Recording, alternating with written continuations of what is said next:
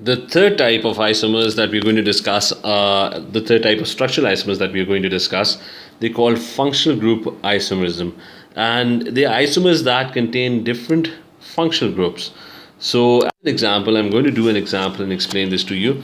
So, for example, I have carboxylic acid, and that carboxylic acid has 3 carbon atoms, and there's a double bond OH group at one end of the carboxylic acid. So I'm drawing propanoic acid, and I'm completing the bonds by using hydrogen atoms. So this is propanoic acid, and this over here is its functional group, which is the carboxylic acid functional group. What I can do is I can create an isomer, I can create a different structure, but this time I'm going to change the functional group. So what I can do is I can convert that functional group into an ester. I can shift its position. So I've changed the functional group, and you can see that the molecule created now is not a carboxylic acid. Instead, it's an ester. So the functional group of an ester is this thing. It has C double bond O and O in the middle. So this over here, this molecule, if you name this molecule, it's an ester. So its name is methyl ethanoate. And if you name the first isomer, that was propanoic acid. So you can count the number of atoms. So what you can do is you can count the number of atoms, and both of these molecules are going to have exactly the same number of carbon atoms. There are 3 carbons over here, there are 3 carbons over here, there are 1, 2, 3, 4, 5, 6 hydrogens over here, and there are 3 and 3, so that's a total of 6 hydrogens, 2 oxygens over here, and the 2 oxygens over here. So the number of atoms are exactly the same, the arrangement is different, and this time the functional group is also different. So this is called functional group isomerism.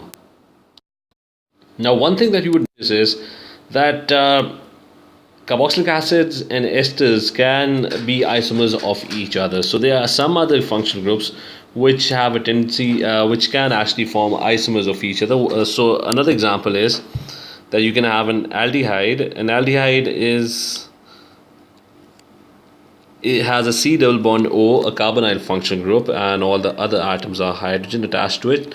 So an aldehyde has C double bond O carbonyl group attached at the very end. So you can see that this over here is an aldehyde group, and the name of this molecule is propanol.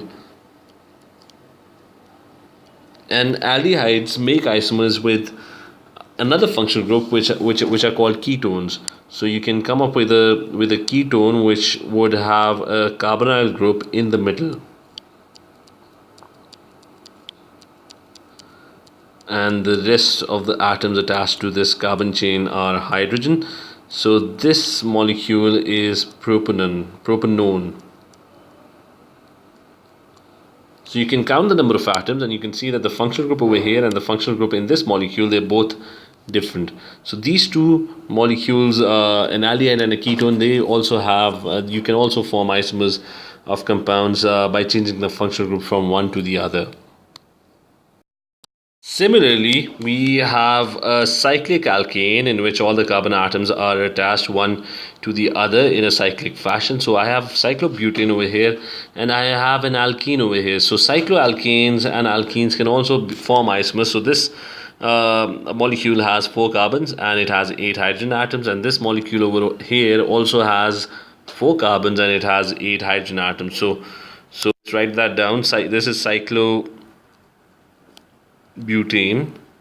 So cyclic alkanes, and this alkene over here, which is butene,